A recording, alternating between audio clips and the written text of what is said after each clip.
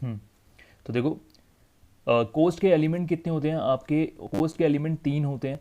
एक तो होगा मटेरियल, मतलब अगर किसी भी कोस्ट को अगर हमें डिवाइड करना है, किसी भी कोस्ट को, अगर किसी भी तरह की कोस्ट होगी हमारे पास, उनको हम तीन एलिमेंट्स में हम डिवाइड कर सकते हैं। एक, या तो वो मटेरियल से रिलेटेड कोस्ट होगी, या तो जो भी, मतलब जो भी आप कोस्ट करोगे, किसी भी चीज़ की कोस्ट करोगे, है ना, एक कोस्ट इंकर करते हो, या तो मटेरियल से रिलेटेड कोस्ट होगी, या वो लेबर से रिलेटेड कोस्ट होगी, या वो एक्सपेंसेस होंगे। यानी वो मटेरियल नहीं होगा, मटेरियल से रिलेटेड एक्सपेंसेस नहीं होंगे, वो लेबर से रिलेटेड एक्सपेंसेस नहीं होंगे, वो एक्सपेंसेस होंगे जो अदर एक्सपेंसेस, यानी मटेरियल लेबर के अलावा अदर एक्सपेंसेस होंगे। ठीक है। अब इन्हीं तीन ब्रॉड एलिमेंट्स को, इन्हीं तीन ब्रॉड एलिमेंट्स को दो हिस्सों में बांटा जाता है। यानी हर एक मटेरियल को, हर एक लेबर को और हर एक एक्सपेंसेस को दो दो हिस्सों में बांटा जाता है। जैसे मटेरियल को भी दो हिस्सों में बांटा जाएगा। कौन कौन सा? एक तो डायरेक्ट मटेरियल, एक तो डायरेक्ट मटेरियल और एक इनडायरेक्ट मटेरियल। ये हो सकता है कि आपने कुछ टर्म सुना हो, हो सकता है स्कूल लाइफ में आपने सुना हो ऐसा कुछ words, direct material, indirect material, financial accounting में सुना हो ऐसा कोई वर्ड। ठीक है। तो डायरेक्ट मटेरियल और इनडायरेक्ट मटेरियल। सिमिलरली लेबर को भी इसी तरह से डिवाइड किया जाएगा। लेबर को भी इसी तरह से डिवाइड किया जाएगा, डायरेक्ट लेबर, इनडायरेक्ट लेबर, और एक्सपेंसेस को भी इसी तरह से डिवाइड किया जाएगा, डायरेक्ट एक्सपेंस और इनडायरेक्ट एक्सपेंस। तो ये देखो, ये इसका चार्ट बना हुआ है। तो एलिमेंट ऑफ कॉस्ट के अंदर मटेरियल को भी दो हिस्सों में बांटा हुआ है। आपको थोड़ा थोड़ा सा ये ब्लर होगा ये चार्ट, बट हाँ, कि ऐसा नहीं है कि क्लियर नहीं दिखेगा। तो मटेरियल को भी देखो दो हिस्सों में बांटा हुआ है, डायरेक्ट मटेरियल, इनडायरेक्ट मटेरियल। और सेम लेबर को भी इस दो हिस्सों में बांटा हुआ है, डायरेक्ट डायरेक्ट लेबर और इनडायरेक्ट लेबर। और सिमिलरली जो आपका जो अदर एक्सपेंसेस हैं, उसको भी दो हिस्सों में बांटा हुआ है, डायरेक्ट एक्सपेंस और इनडायरेक्ट एक्सपेंस। अब इसमें फ़र्क क्या है? What is direct? अब ये बार बार हम डायरेक्ट डायरेक्ट डायरेक्ट, सबसे पहले हम डायरेक्ट को पिक करते हैं कि डायरेक्ट का मतलब क्या होता है।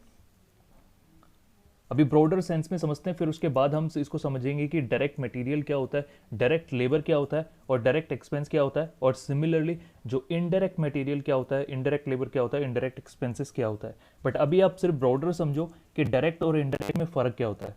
डायरेक्ट ना, अगर मैं बिल्कुल लेमन पर्सन की लैंग्वेज में अगर आपको समझाऊं, तो डायरेक्ट मटेरियल का डायरेक्ट, चाहे कोई कुछ भी हो, चाहे लेबर हो, चाहे मटेरियल हो, चाहे एक्सपेंस हो, डायरेक्ट का मतलब होता है कि ऐसा एक्सपेंस या ऐसी कॉस्ट जो उस प्रोडक्ट को जब आप बना रहे होते हो ना, तो उसके अंदर ना, उस एक वर्ड यूज किया जाता है, डायरेक्टली एट्रीब्यूटेबल। एक वर्ड यूज किया जाता है, डायरेक्टली एट्रीब्यूटेबल। इसका मतलब होता है कि जब वो आप जो जो प्रोडक्ट आप बना रहे होगे ना, उस प्रोडक्ट को बनाते वक्त ना, वो मटेरियल, चाहे वो लेबर, चाहे वो एक्सपेंस, डायरेक्टली उसके अंदर उसको आइडेंटिफाई किया जा सके कि उसके ऊपर लगा हुआ है।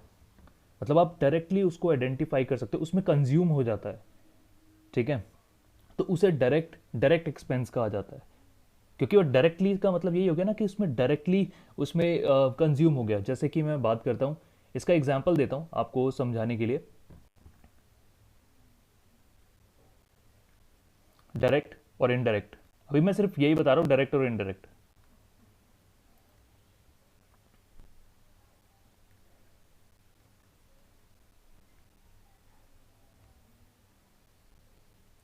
देखो, जो एक प्लांट है, अगर मैं किसी किसी भी कंपनी का एग्जांपल लूँ, जैसे टाटा मोटर्स ले लेते हैं, तो टाटा मोटर्स के प्लांट में क्या आपको लगता है सिर्फ लेबर ही काम कर रही होगी? नहीं ना। लेबर के साथ साथ क्या वहाँ पे फाइनेंस के बंदे भी बैठे होंगे? हाँ, फाइनेंस के बंदे भी बैठे होंगे, अकाउंट्स के बंदे भी बैठे होंगे। हाँ, अकाउंट्स के, जरूरी नहीं है प्लांट के अंदर सिर्फ सिर्फ प्रोडक्शन का ही काम चल रहा होता है। वहाँ पे दूसरे ऑफिसेज भी बनाए हुए होते हैं जिसके अंदर अकाउंटिंग का भी वर्क चल रहा होता है, परचेज डिपार्टमेंट भी बना होता है, सेलिंग डिपार्टमेंट भी बना होता है, डिफरेंट डिफरेंट डिपार्टमेंट्स बने हुए होते हैं।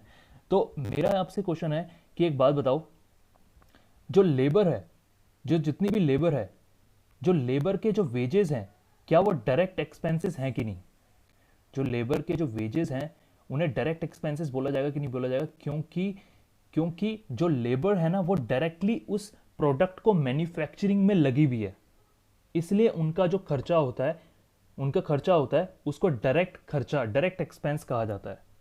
वेरएज अगर मैं बात करूं एक अकाउंटेंट की सैलरी, क्या वो डायरेक्ट एक्सपेंस में आएगी? एक अकाउंटेंट की सैलरी, ऐसा मैंने ये नहीं बोला कि अकाउंटेंट, ऐसा मैं ये नहीं बोल रहा कि कौन सा जरूरी है कौन सा जरूरी नहीं है, इस चीज में डिफ्रेंशिएट नहीं कर रहा मैं तो डिफ्रेंशिएट इसमें कर रहा हूं कि मेरे जो प्रोडक्ट बन रहा है उसको, उसकी मैन्युफैक्चरिंग में कौन से ऐसे खर्चे हैं जो डायरेक्टली उसके लिए एट्रीब्यूटेबल बनते हैं, और कौन से ऐसे खर्चे हैं जो इनडायरेक्टली एट्रीब्यूटेबल बनते हैं। तो जो मैंने अभी एक एग्जांपल दिया आपको, जो लेबर का जो वेज है वो तो डायरेक्टली एट्रीब्यूटेबल है ना, क्योंकि जो लेबर है वो खुद अपने हाथों से उस प्रोडक्ट को बना रहा होता है, उसी में लगा होता है ना। अगर लेबर को वेजेस नहीं दी मैंने तो वो तो काम छोड़ देगा और मेरी जो प्रोडक्शन है वो रुक जाएगी, तो डायरेक्टली एट्रीब्यूटेबल है कि नहीं है? हैगा। बट वेयर ऐसे अगर अकाउंटेंट को मैं सैलरी नहीं दूंगा 1 महीने की, क्या मेरी प्रोडक्शन रुक जाएगी? क्या नहीं रुकेगी। अगर अकाउंटेंट को मैं सैलरी नहीं दूंगा तो ऐसा तो नहीं है ना मेरी प्रोडक्शन रुक जाएगी, ठीक है। बट क्या मैंने ऐसा बोला कि वो जरूरी नहीं है? नहीं, जरूरी तो वो भी है, बट इनडायरेक्टली कॉन्ट्रीब्यूट करता है वो।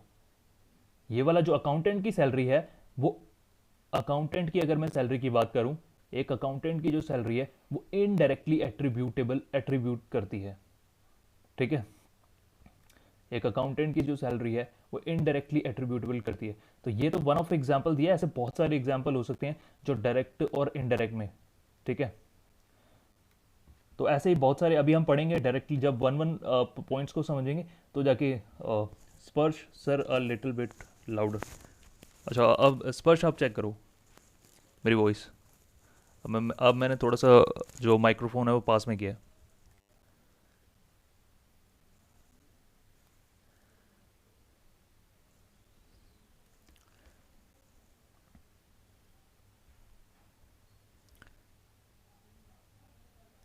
ओके,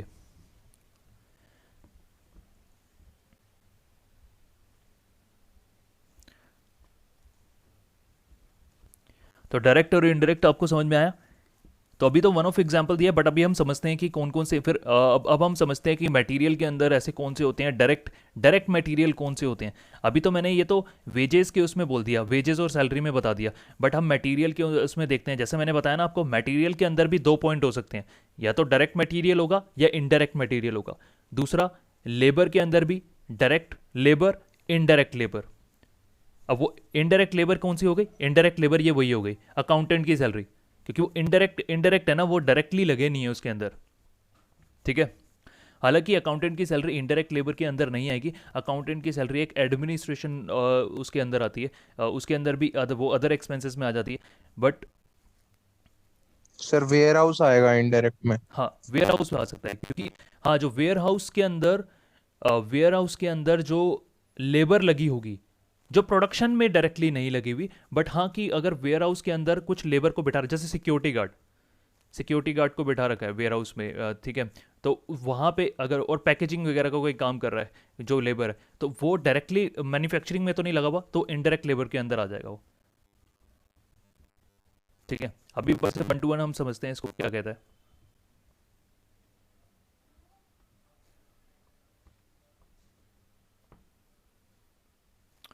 स्पर्श सर, पर अकाउंटेंट डायरेक्टली फाइनेंस में तो डायरेक्टली लगे हुए हैं ना, फाइनेंस में लगे हुए हैं स्पर्श, बट क्या वो मैन्युफैक्चरिंग में लगे हुए हैं?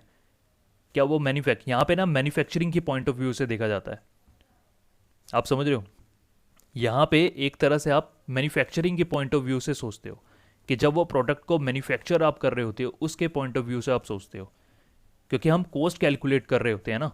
तो जब प्रोडक्ट की कॉस्ट कैसे कैलकुलेट होती है, कि जब उसमें कौन सा खर्चा, कैसे कैसे खर्चे को कंट्रीब्यूट कर रहे हो आप। जैसे पहले मटेरियल को रखते हो आप, है ना। जैसे एक टाटा मोटर्स अपनी कार को बिल्ड कर रहा है, मैन्युफैक्चरिंग कर रहा है, तो कार को मैन्युफैक्चरिंग करने वक्त वो क्या करता है? सबसे पहले तो वो अपने मटेरियल को लगाता है, फिर साथ में कुछ लेबर को लगाएगा, वो जो बनाएंगे उस कार को, है ना। हालांकि वो इंजीनियर्स बनाते, बट उनको आप लेबर्स भी कह सकते हो इस कैटेगरी में।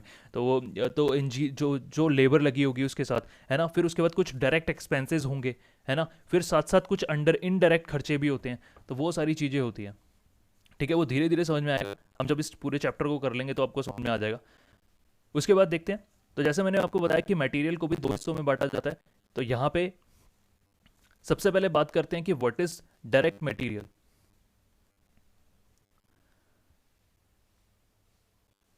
अब देखो डायरेक्ट मटेरियल क्या होता है। डायरेक्ट मटेरियल क्या होता है, ऐसे दोज, अब देखो आपको मैंने समझा तो दिया, बट इसको लिख के कैसे आना है, अगर एग्जाम में लिखना होगा तो आप कैसे लिखोगे, those material which can be identified या कैन बी मेजर्ड डायरेक्टली, जिसको आइडेंटिफाई किया जा सकता है, मतलब ऐसे मटेरियल जो उसके अंदर कंज्यूम हो गए। जैसे अगर एक टाटा मोटर्स के अंदर इंजन है, ठीक है, इंजन का कोई पार्ट है, वो उसके अंदर लग गया, उस कार के अंदर, टाटा की जो कार है उसके अंदर लग गया, तो क्या उसको आप आइडेंटिफाई कर सकते हो? यस, आप आइडेंटिफाई कर सकते हो, भले ही वो, अगर जरूरी नहीं है वो ऊपर से दिखे या ना दिखे, बट क्या उस कार के अंदर वो क्या लगा हुआ है, वो पार्ट, हाँ, अगर वो कार के अंदर वो पार्ट लगा हुआ है तो वो डायरेक्ट मटेरियल हो जाएगा मेरा, ठीक है। तो वो मटेरियल कुछ भी हो सकता है, चाहे आप कुछ भी ले सकते हो, ठीक है, जिसको आप आइडेंटिफाई कर सकते हो, या फिर डायरेक्टली, एक वर्ड होता है डायरेक्टली एट्रीब्यूटेबल, वो भी यूज कर सकते हो कि all those material which are directly attributable to the cost of a product are direct material. तो आप इस तरह से भी लैंग्वेज लिख सकते हो, या फिर आप ऐसे लिख दो कि they are those material which can be identified और कैन बी मेजर्ड डायरेक्टली, ठीक है।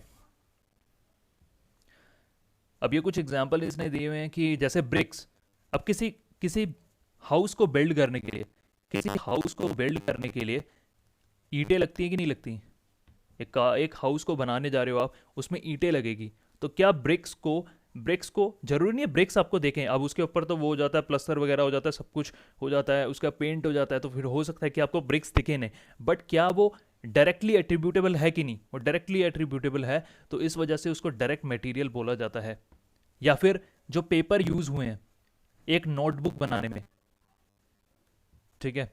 अब मैंने तो बल्कि इससे अच्छा एग्जांपल आपको थोड़ा सा एक ढंग का एग्जांपल दे दिया मैंने, टाटा मोटर्स वाला, बट यहाँ पे तो बिल्कुल ही वैसे एग्जांपल दिए जा रहे हैं, ठीक है। तो ये सारे कुछ एग्जांपल हैं, आपको समझ में आ गया होगा कि डायरेक्ट मटेरियल क्या होता है। अब मैं डायरेक्टली इसको कंपेयर करने के लिए ना, मैं डायरेक्टली चलता हूँ कि व्हाट इज इनडायरेक्ट मटेरियल, ठीक है, या फिर मैं डायरेक्ट लेबर ऐसे समझाऊंगा। मैं काम करता हूँ, इसको कंपैरिजन रहेगा हमारा कि डायरेक्ट मटेरियल और इनडायरेक्ट में क्या होता है, तो फिर मैं डायरेक्टली में चलता हूँ, आपको इनडायरेक्ट मटेरियल में समझा देता हूँ व्हाट इज इनडायरेक्ट मटेरियल। अब इसके कुछ एग्जांपल दिए हुए। अब इनडायरेक्ट मटेरियल क्या होता है? इनडायरेक्ट मटेरियल हो सकता है कि जैसे लुब्रिकेंट्स, जैसे सॉप, जैसे वाटर पाउडर, जैसे कॉटन वेस्ट, जैसे थ्रेड। अब इसके अंदर इतना शायद से हो सकता है कि आपको समझ में ना आए। इनडायरेक्ट मटेरियल का मैं आपको एग्जांपल देता हूँ, जैसे आप टाटा मोटर्स के अंदर ही जब आप उस कार को, जैसे एल्ट्रोज है, टाटा एल्ट्रोज जो है आप मैन्युफैक्चर कर रहे हो, ठीक है, तो उसके साथ हो सकता है कि आपको कुछ ना लुब्रिकेंट वगैरह, कुछ ऐसे लुब्रिकेंट्स होते हैं जो यूज़ होते हैं उसको क्लीन करने के लिए, या फिर उस पार्ट को क्या कहते हैं, उस पार्ट को ईजिली इंस्टॉल करने के लिए। Sir engine oil. हाँ, इंजन ऑयल तो इंजन ऑयल तो उसको चलाने के लिए यूज़ होता है ना, मतलब एक ऐसे देखो इंजन ऑयल की बात नहीं करूँगा मैं, बट मैं ऐसे लुब्रिकेंट्स की बात करूँगा जो जब आप उसको इजी इंस्टॉल करने के लिए, कुछ ऐसे ऑयल होते हैं जो, कैस्ट्रोल, ये भगवान, मैं इंजन ऑयल्स की अभी बात नहीं कर रहा, ठीक है। इंजन ऑयल तो यूज़ होगा, इंजन ऑयल तो यूज़ होगा फॉर, वो तो एक बारी कार जब मैन्युफैक्चरिंग हो जाएगी उसको यूज चलाने के लिए यूज़ होगा ना इंजन ऑयल तो। बट मैं ऐसे लुब्रिकेंट्स की बात कर रहा हूँ जो आप जब कोई मैन्युफैक्चरिंग करते हो तो उसको कुछ ऐसे ऑयल या कुछ ऐसे चीज़ें यूज़ होती हैं जो उसके अंदर इंस्टॉल नहीं होती, उस मैन्युफैक्चरिंग के टाइम पे इंस्टॉल नहीं होती, बट वो साथ में उसको यूज़ करके फिर उसके बाद उसको यूज़ किया जाता है। मतलब उसको आप ये नहीं फाइंड आउट कर सकते कि वो एट्रीब्यूटेबल हो गई। अब उसका कोई एग्जांपल अभी समझ में नहीं आ रहा मेरे को कि क्या एग्जांपल दूं मैं, बट हालांकि लुब्रिकेंट ही मेरे को समझ में आता है कि लुब्रिकेंट आपको बता सकता हूँ। मतलब ऐसे मटेरियल, जैसे आप कोई प्रोडक्ट बना रहे हो, ठीक है, ये कोई प्रोडक्ट है, लेट्स टेक ये एक प्रोडक्ट है, इस प्रोडक्ट में कोई ऐसा पार्ट, कोई ऐसा मटेरियल जो इसके अंदर इंस्टॉल हो गया, वो क्या है? वो डायरेक्ट मटेरियल है। वेयर एज कुछ ऐसा मटेरियल जो आपने लगाए जो सिर्फ इसको बनाने के लिए यूज हुआ, बट इसके अंदर इंस्टॉल नहीं हुआ, उसका यूज़ तो हुआ इसके बनाने के लिए, बट इसके अंदर इंस्टॉल नहीं हुआ। और वो क्या कहते हैं उसे इनडायरेक्ट मटेरियल आप कह सकते हो। ब्रेक ऑयल, अब जो भी है उसका, अब ऐसे कुछ लुब्रिकेंट्स हो गए जो जिसको उसको यूज़ करने के लिए, जैसे मान लो टेस्टिंग हुई उसी एल्ट्रोस कार की, हाँ ग्रीस, ग्रीस कह सकते हो, ग्रीस एक सही सही एग्जांपल हुआ। क्योंकि जैसे आप उस कार को अब आप क्या कहते हैं, हो सकता है ऐसा भी हो सकता है, क्योंकि अब हम सारे के सारे इतने टेक्निकल नहीं है, बट हम ऑब्वियसली इसको इमेजिन कर रहे हैं। तो अगर मान लो वो उसके जब आप इंजन सिस्टम को जब आप इंस्टॉल कर रहे थे, तो उसको टेस्टिंग के टाइम पे कुछ ग्रीस वगैरह का यूज़ किया गया। जब इंजन को आप इंस्टॉल कर रहे थे, उस कार के इंजन को इंस्टॉल कर रहे थे, तो उसको टेस्टिंग के टाइम पे आपको कुछ ग्रीस वगैरह का कुछ यूज़ हुआ, या कुछ ऐसे ऑयल्स का यूज़ हुआ, या पॉलिश का यूज़ हुआ, यस स्पर्श पॉलिश वगैरह भी कह सकते हो, तो कुछ पॉलिश वगैरह का यूज़ हुआ, या कुछ ऐसे अदर लुब्रिकेंट्स वगैरह का यूज़ हो रहा है जो उसके अंदर आइडेंटिफाइबल नहीं है, बट हाँ उनकी सहायता ले ही जा रही है, आप उसकी हेल्प ले रहे हो, ठीक है। तो उसको बोला जाता है इनडायरेक्ट मटेरियल बेसिकली, ठीक है। तो यहाँ पे आपका इनडायरेक्ट मटेरियल खत्म हो गया।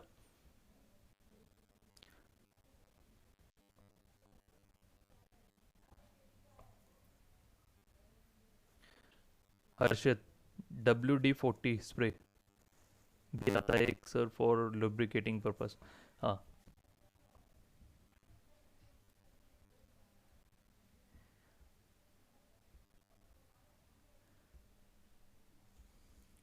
तो अब वैसे ही उसी के साथ वैसे ही आपको ये भी पढ़ना है, आपको डायरेक्ट लेबर भी पढ़ना है। तो डायरेक्ट लेबर क्या होता है, डायरेक्ट लेबर कौन से होते हैं, ये वो लेबर्स हैं जो जिनको कन्वीनियंटली आप आइडेंटिफाई कर सकते हो, ठीक है, जो या फिर attributed wholly to a particular job, या किसी प्रोडक्ट में होली एट्रीब्यूटेबल होते हैं। जैसे कुछ ऐसे लेबर, अब प्लांट के अंदर बहुत सारे लोग होंगे, ऐसे प्लांट के अंदर बहुत सारी लेबर्स होंगी, बट कुछ लेबर आपको पता है जो डायरेक्टली मैन्युफैक्चरिंग में लगी होंगी। एक प्लांट होता है बहुत बड़े लेवल पे, जैसे मैंने बताया था बहुत बड़े एकड़ एकड़ में प्लांट होता है, ठीक है। मैंने प्लांट्स देखे हुए हैं, क्योंकि मैंने मेरा 5 साल का ऑडिट का एक्सपीरियंस है। तो मेरा क्या काम होता था, मैं 2-2 महीने के लिए ना ऐसे प्लांट्स में ही जाया करता था असाइनमेंट ऑडिट करने के लिए।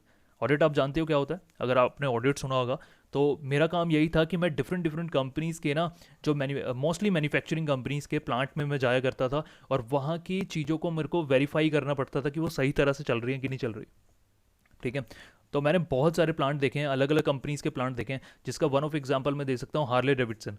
तो हार्ले डेविडसन का भी प्लांट मैंने देखा है, मैंने मैन्युफैक्चरिंग होते हुए देखी है कि हार्ले डेविडसन कैसे मैन्युफैक्चरिंग होती है। इसका प्लांट अगर आप पूछना चाहते हो तो बावल के अंदर है, हरियाणा बावल में एक अगर यहाँ से 150 किलोमीटर दूर एक बावल एक लोकेशन है हरियाणा में, वहाँ पे उसका प्लांट है हार्ले डेविडसन का। तो वहाँ पे उसकी मैन्युफैक्चरिंग होती है। तो मैंने हार्ले डेविडसन की भी मैन्युफैक्चरिंग देखी हुई है कि कैसे कैसे मैन्युफैक्चरिंग होती है, क्या स्टेप होता है। और आपको पता है एक अगर आपको पता हो या ना पता हो, हार्ले डेविडसन एक बाइक है जो बॉक्स में सेल होती है। वहाँ से ही मेरे को पता लगा, पहले मेरे को नहीं पता था। हार्ले डेविडसन एक बाइक है जो बॉक्स के अंदर सेल होती है, मतलब उसको जब सेल किया जाता है तो बॉक्स के अंदर पैक करके, जैसे आप टेलीविज़न खरीदते हो तो बॉक्स में खरीदते हो ना, तो हार्ले डेविडसन वो बाइक है जिसको बॉक्स में पैक करके, ठीक है, तो बॉक्स में पैक करके उसको सेल किया जाता है। तो काफ़ी इंटरेस्टिंग चीज़ मेरे को पता लगी थी उस चीज़ से ही। तो तो जब आप प्लांट्स के अंदर जाते हैं तो बहुत बड़ा प्लांट आपके पास होता है, तो उसके अंदर बहुत सारी लेबर लगी होती है। तो अब कुछ लेबर तो हो सकती है जो डायरेक्टली मैन्युफैक्चरिंग में लगी हो, ठीक है, जो खुद अपने हाथों से उस प्रोडक्ट को बना रहे हैं, चाहे वो मशीन्स के थ्रू बना रहे हैं, चाहे वो अपने हाथ से ही खुद से बना रहे हैं, वो उस प्रोडक्ट को बना रहे हैं, तो उनको बोला जाएगा डायरेक्ट लेबर। अब उनको जो वेजेस दिए गए, उन्हीं लेबर को जो आप वेजेस दे रहे होगे, ठीक है, वो क्या कहलाया जाएगा, वो डायरेक्ट लेबर कहलाया जाएगा, ठीक है। अब वापिस हम आ जाते हैं इनडायरेक्ट लेबर की तरफ।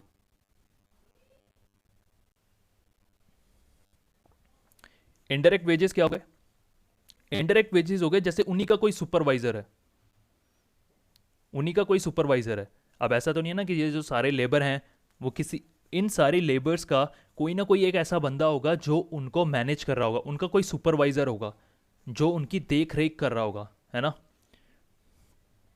तो उनकी देख रेख कर रहा होगा, तो उसे कहेंगे इनडायरेक्ट। अब लेकिन क्या वो जो सुपरवाइजर है वो मैन्युफैक्चरिंग में इन्वॉल्व है? मैन्युफैक्चरिंग में इन्वॉल्व है लेकिन डायरेक्टली इन्वॉल्व नहीं है।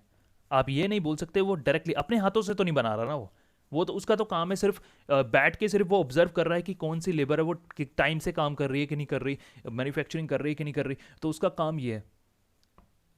ठीक है, तो ये इनडायरेक्ट वेजेस है। अब स्पर्श Sharma sir which means production को छोड़ के बाकी सारे डिपार्टमेंट इनडायरेक्ट हैं। हाँ, आप ये कह सकते हो, बट प्रोडक्शन में आप ऐसे नहीं बोल सकते। प्रोडक्शन में भी सुपरवाइजर प्रोडक्शन में आ जाता है। अगर मैं सुपरवाइजर की बात करूं या प्रोडक्शन मैनेजर की बात करूं, प्रोडक्शन मैनेजर थोड़ी अब उस बाइक को या फिर उस कार को बनाने में लगा होगा, नहीं बनाएगा ना वो। ठीक है, तो उस केस में वो इनडायरेक्ट वेजेस के अंदर उसका जो भी उनको जो सुपरवाइजर को जो पेमेंट मिल रही होगी, ठीक है, या फिर जो फोरमैन को सैलरी मिल रही होगी, या फिर जो वहाँ के प्रोडक्शन मैनेजर को जो सैलरी मिल रही होगी, ठीक है, तो वो इनडायरेक्ट वेजेस के अंदर आएंगी। राइट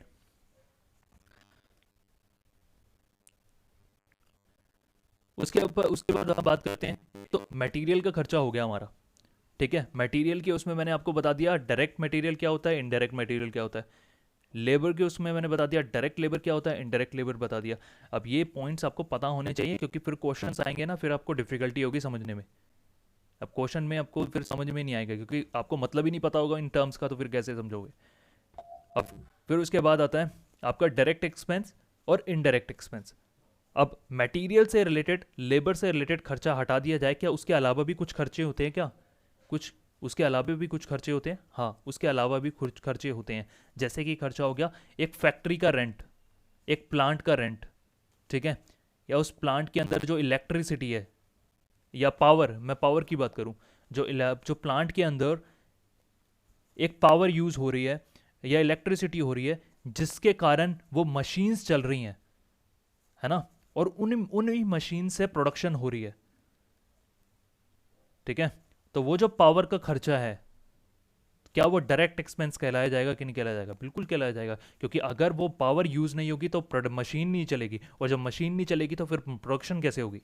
अब सोचो, तो वो डायरेक्ट खर्चा हो गया। ठीक है, तो इसमें से और देख लेते हैं कि और किसने कौन से एग्जाम्पल दिए हुए हैं। वैसे इसने दिया हुआ है एक्साइज ड्यूटी वगैरह दिया हुआ है, रॉयल्टी वगैरह, अगर रॉयल्टी वगैरह आप दे रहे हो या फिर कोई सर्वेयर की फीस दे रहे हो। ठीक है, हालांकि ये एग्जाम्पल इतने ढंग के नहीं है, आप जो मैंने आपको एग्जाम्पल बताया ना पावर, आप वो यूज करो, वो ज़्यादा बेटर है, क्योंकि ये डायरेक्टली एट्रीब्यूटेबल होंगे। या फिर ये जो रॉयल्टी वगैरह, मेरे को ऐसा लग रहा है ये रॉयल्टी वगैरह ना ये इनडायरेक्ट है, क्योंकि royalty is not a direct, ये डायरेक्ट कैसे हो जाएगा रॉयल्टी?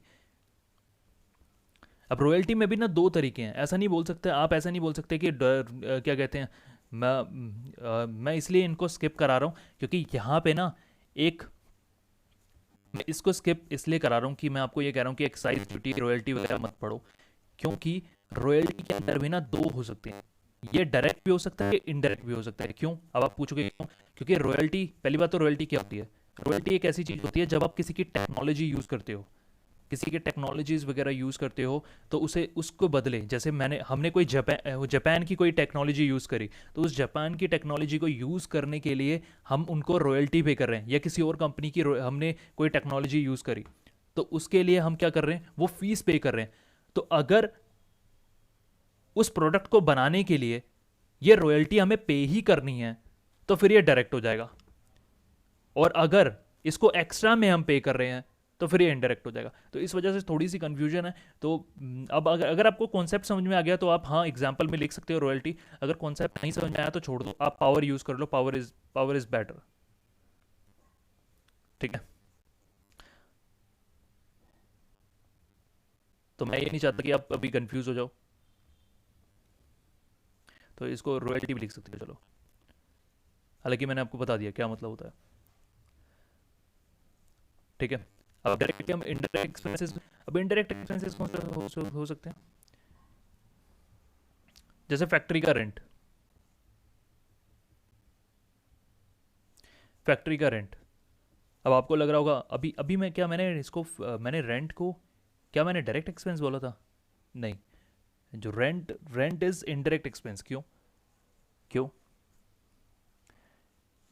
क्या फैक्ट्री का रेंट नहीं दिया, फैक्ट्री का रेंट नहीं दिया, क्या प्रोडक्शन रुक जाएगी? नहीं, ऐसा कुछ भी नहीं है। प्रोडक्शन थोड़ी रुक जाएगी जब रेंट दे दोगे, ऐसा तो नहीं है ना, मतलब बिल्कुल काम ही रुक जाएगा। आप ये सोचो कि इतना इंपॉर्टेंट वाली बात नहीं है।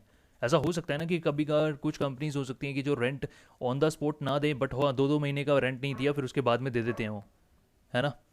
या फिर पावर लाइट, अब यहाँ पे आपको पावर लाइट दिख रहा होगा। What is power light? ये वो पावर नहीं है, ये वो पावर नहीं है, ये पावर लाइट है। लाइट्स की बात हो रही है यहाँ पे। ये इसको इसको पावर, ये वो लाइट्स है। ये वो पावर नहीं है जिससे मशीनरी चल रही है, ये वो पावर है, पावर लाइट्स की बात हो रही है। जो लाइटिंग वगैरह है, जो लाइट्स वगैरह का जो खर्चा है, जो इलेक्ट्रिसिटी का खर्चा है। देखो दो खर्चे होते हैं। अब इसमें कुछ ऐसे एग्जांपल दिए हुए ना, ये कंफ्यूज कर रहे हैं आपको। मैं इसको समझाता हूँ। देखो फैक्ट्री के अंदर भी ना, अगर मैं प्लांट की बात करूँ, आपकी दो तरह की पावर यूज़ हो रही है। एक जिससे मशीन चल रही है, एक जिससे आपके जो ऑफिस के अंदर जो जैसे ये प्लांट है, ये प्लांट है, ठीक है।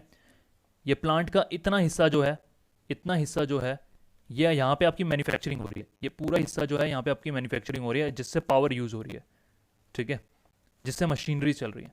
और ये जो इतना हिस्सा है, यहाँ पे आपके ऑफिसेज बने हुए हैं। जैसे अकाउंट का ऑफिस बना हुआ है, अकाउंट्स का ऑफिस बना हुआ है, सेलिंग डिपार्टमेंट बना हुआ है, सेल डिपार्टमेंट बना हुआ है, आपका मार्केटिंग डिपार्टमेंट बना हुआ है, सेल डिपार्टमेंट बना हुआ है, मार्केटिंग डिपार्टमेंट बना हुआ है।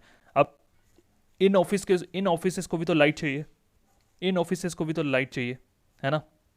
इन ऑफिस में जो एसी वगैरह चल रहा है ना, या फैन वगैरह चल रहे हैं, है ना, या कंप्यूटर्स जो यूज़ हो रहे हैं, तो वो किस से चल रहे हैं? वो एक लाइट इलेक्ट्रिसिटी से चल रहे हैं ना। तो ये जो इलेक्ट्रिसिटी का बिल होगा ना, इधर की इलेक्ट्रिसिटी का जो बिल होगा, वो किस में जाएगा? वो इनडायरेक्ट एक्सपेंसेस में चला जाएगा। और यहाँ की जो इलेक्ट्रिसिटी का जो यूज़ है ना, वो डायरेक्ट में जाएगा। आप इसको रट्टाफिकेशन मत करो, मैं वही तो कहना चाहता हूं। अगर आप रट्टाफिकेशन करोगे तो फिर आपको दिक्कत आएगी। क्या सर इलेक्ट्रिसिटी डायरेक्ट और इनडायरेक्ट दोनों में आ सकता है? बिल्कुल आ सकता है, मैं वही तो कह रहा हूँ, मना थोड़ी कर रहा हूँ मैं बस आपको इतना कह रहा हूँ, जो पावर, जो इलेक्ट्रिसिटी मैन्युफैक्चरिंग में यूज़ हो रही है वो डायरेक्ट कहलाई जाएंगी, और जो पावर या इलेक्ट्रिसिटी जो ऑफिसेज में यूज़ हो रही हैं वो इनडायरेक्ट होंगी। अब बताओ, यहाँ पे क्लियर है ये point? Brand royalty yes indirect है अक्षत, क्योंकि जो ब्रांड की जो रॉयल्टी है ना, वो मैन्युफैक्चरिंग वाली नहीं है।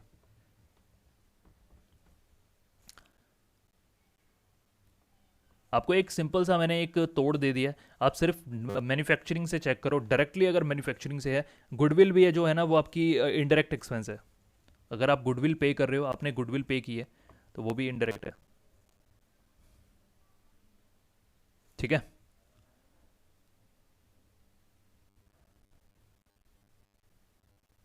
अब ये पॉइंट्स मैंने आपको समझाए हैं, बट अब व्हाट इज ओवरहेड? अब ओवरहेड क्या होता है?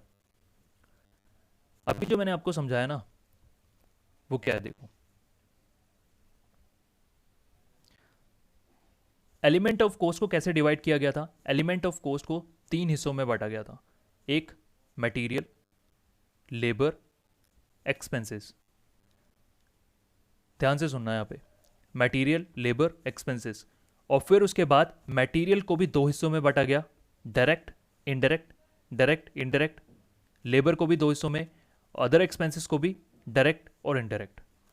अब ये जितने भी जो इनडायरेक्ट है ना, ये जितने भी जो इनडायरेक्ट हैं, इन जितने भी जो इनडायरेक्ट आपके खर्चे हैं, चाहे वो मटेरियल से रिलेटेड हो, चाहे वो लेबर से रिलेटेड हो, चाहे वो एक्सपेंसेस से रिलेटेड हो, उनको क्या बोला जाता है? उनको, उन्हीं को ओवरहेड बोला जाता है। यानी ओवरहेड कोई टेक्निकल वर्ड नहीं है।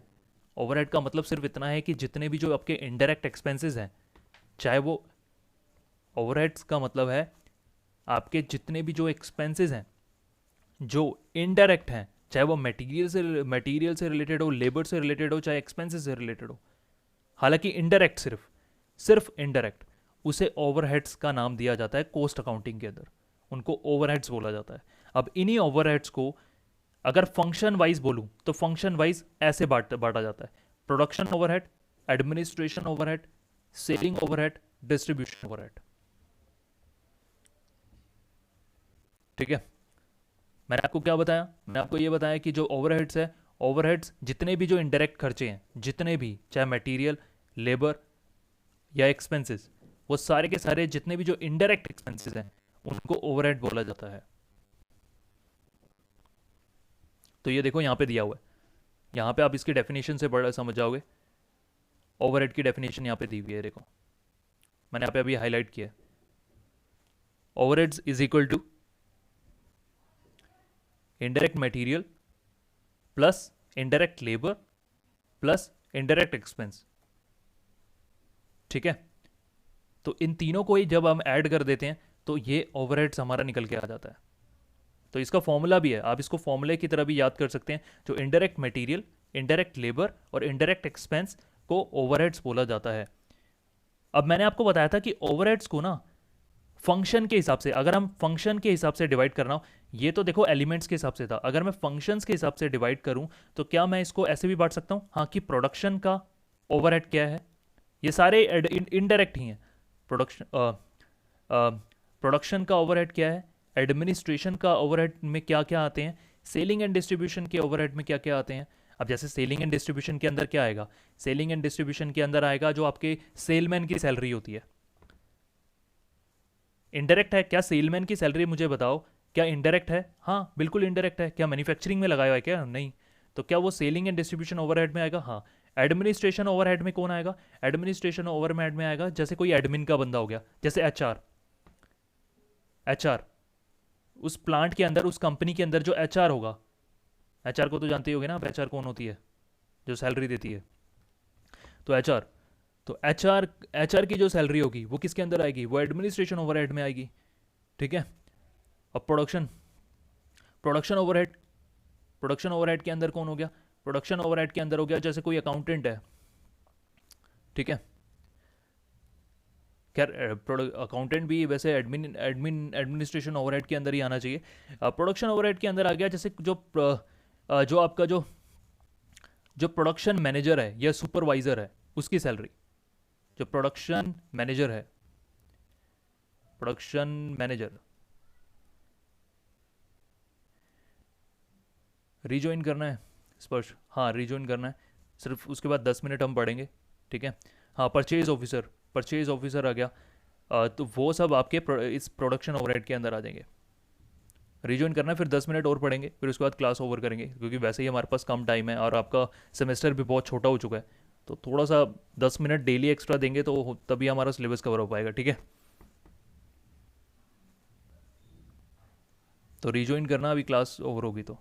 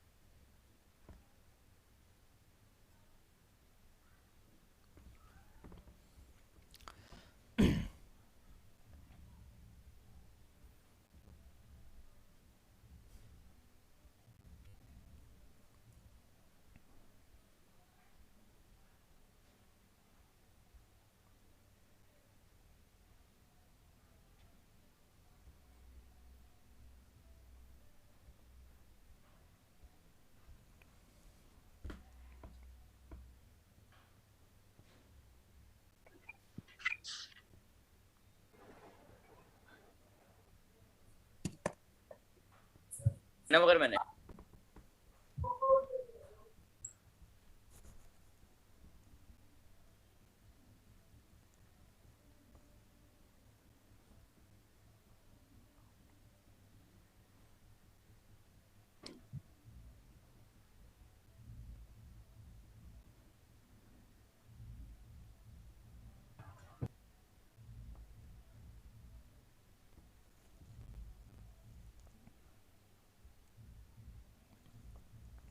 तो आई थिंक समझ में आ गया होगा आपको। अगर कोई डाउट है, मैं यहाँ पे जब तक बाकी सब स्टूडेंट्स ज्वाइन कर रहे हैं अब अगर आपके कोई डाउट है तो आप पूछ सकते हो मेरे से, यहाँ तक कोई इशू है?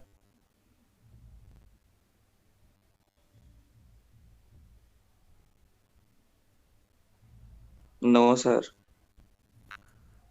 ओके।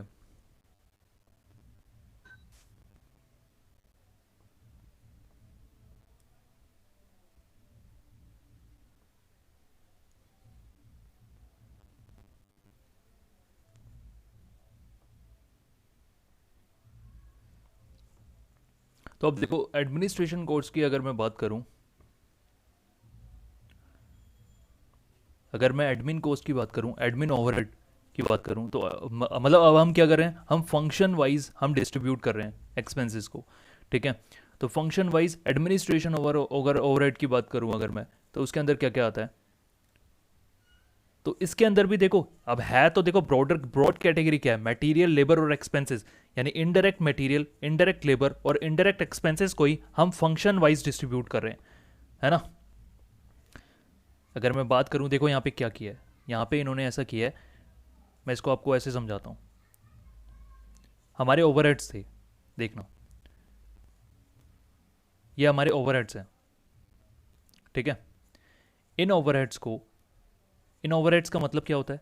इन ओवरहेड्स का मतलब होता है आपका जो इनडायरेक्ट मटेरियल है, indirect material plus indirect labour plus और आपका इनडायरेक्ट एक्सपेंस, इनडायरेक्ट एक्सपेंस, इस तरह से डिस्ट्रीब्यूट किया जाता है। अब इसी को ही ना, इसी को ही हमने फंक्शन वाइज डिस्ट्रीब्यूट करने की कोशिश करी।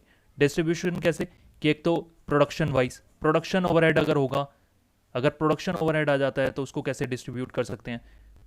तो क्या वो भी तो सेम इसी, वो भी तो इन हिस्सों में बढ़ सकता है, वो भी तो इन तीनों हिस्सों में बढ़ सकता है ना। अगर मैं फंक्शन वाइज भी बांट दूंगा तो पार्ट तो इसके तीनों ही हैं। और फिर या फिर मैं एडमिन ओवरहेड में की अगर मैं बात करूं, प्रोडक्शन ओवरहेड की बात करूं, या एडमिन ओवरहेड की बात करूं, या सेलिंग एंड डिस्ट्रीब्यूशन की ओवरहेड की बात करूं, क्या वो भी तो इन तीनों हिस्सों में ही बढ़ सकते हैं? या सेलिंग ओवरहेड की बात करूं, अगर मैं सेलिंग ओवरहेड की बात करूं, तो ये भी तो इन तीनों हिस्सों में ही बढ़ सकते हैं ना, इनको भी तो तीनों हिस्सों में डिवाइड किया जा सकता है ना। तो वही चीज़ है। तो यहाँ पे एडमिनिस्ट्रेशन ओवरहेड आपका, अगर आप देखेंगे, ये एडमिनिस्ट्रेशन ओवरहेड है। इन एडमिनिस्ट्रेशन ओवरहेड को भी ऐसे बांटा हुआ है कि अगर मटेरियल की बात करें तो एडमिनिस्ट्रेशन के अंदर जो स्टेशनरी आपकी यूज़ हो रही है, जो ऑफिस के अंदर जो स्टेशनरी आप यूज़ कर रहे हो, ठीक है, तो स्टेशनरी वगैरह यूज़ कर रहे हो तो वो तो आपका मटेरियल होगा। इनडायरेक्ट मटेरियल क्या होगा? ये स्टेशनरी वगैरह। एडमिन के अंदर कह रहा हूँ मैं, अब वो जो एचआर, मैंने एचआर वाले की बात सर करी, एचआर वगैरह की बात दिव्यार्थ करी। बोल रहा है।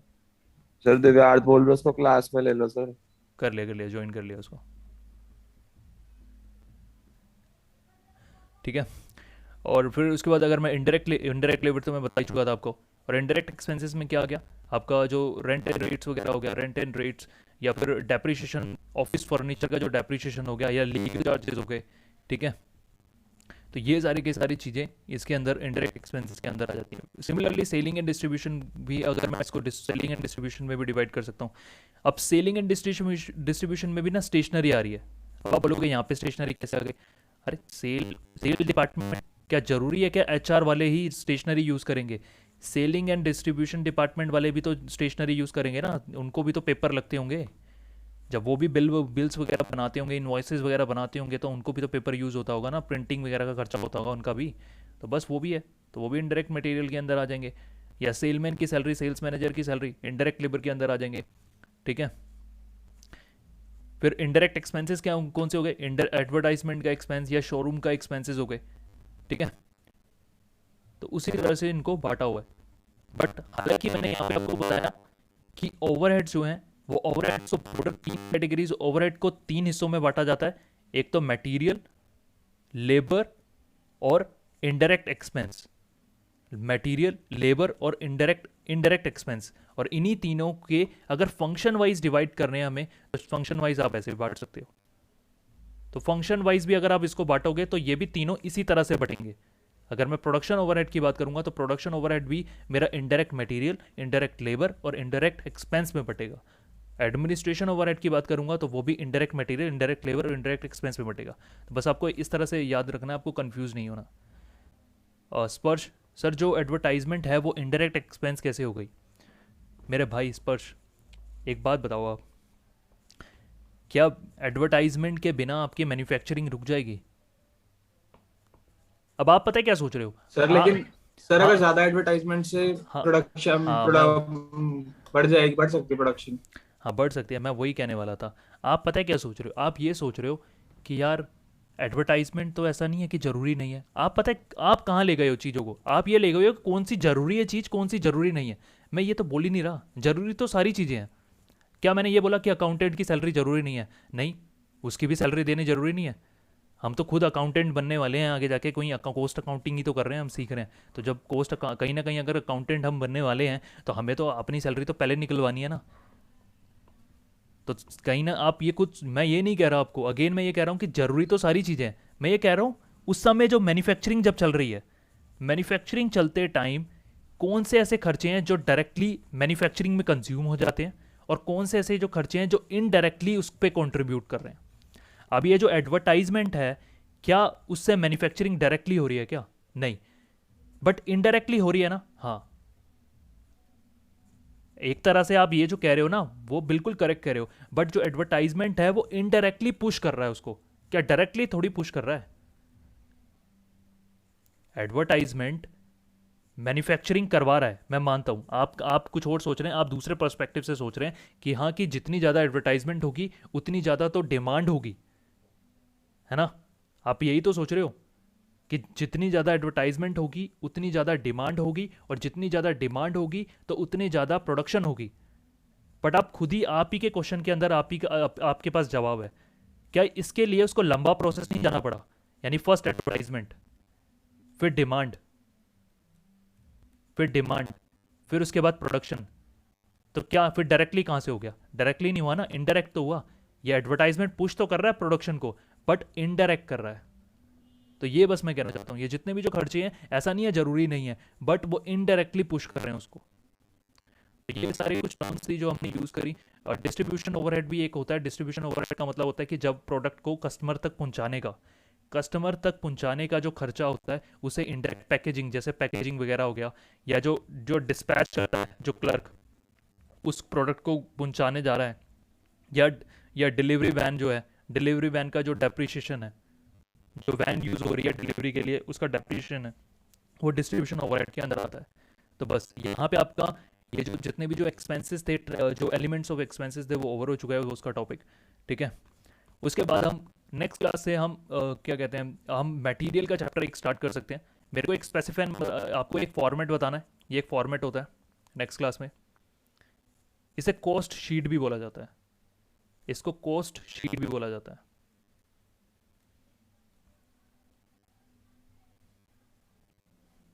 इसका क्वेश्चन आ जाता है एग्जाम में, जब आपके पास ये सारी चीज़ें होंगी और इसका फॉर्मेट आपको याद करना है, और फिर उस फॉर्मेट के हिसाब से अगर क्वेश्चन आ जाता है तो फिर आपको यहाँ पे टोटल कॉस्ट आपको निकालनी होती है इस तरह से। ठीक है, तो ये वाला जो फॉर्मेट है हम नेक्स्ट क्लास में करेंगे। तो अभी मुझे बस कुछ टर्म्स समझानी थी कि ये वाली टर्म्स कौन कौन सी होती है, कि डायरेक्ट मटेरियल क्या होता है, डायरेक्ट लेबर क्या होता है, डायरेक्ट एक्सपेंस क्या होता है, फिर उसका आपका जो प्रोडक्शन ओवरहेड क्या होता है, फैक्ट्री ओवरहेड को ना प्रोडक्शन ओवरहेड भी कहा जाता है, ऑफिस एंड एडमिनिस्ट्रेशन ओवरहेड क्या होता है, सेलिंग एंड डिस्ट्रीब्यूशन ओवरहेड क्या होता है। तो ये सारी चीज़ें बतानी थी आज मेरे को। आई होप आपको समझ में आई होंगी कि ये सब क्या है। ठीक है, तो फिर बाकी हम नेक्स्ट क्लास में करते हैं। तो अब अगर आपके कुछ डाउट्स हैं तो आप मैं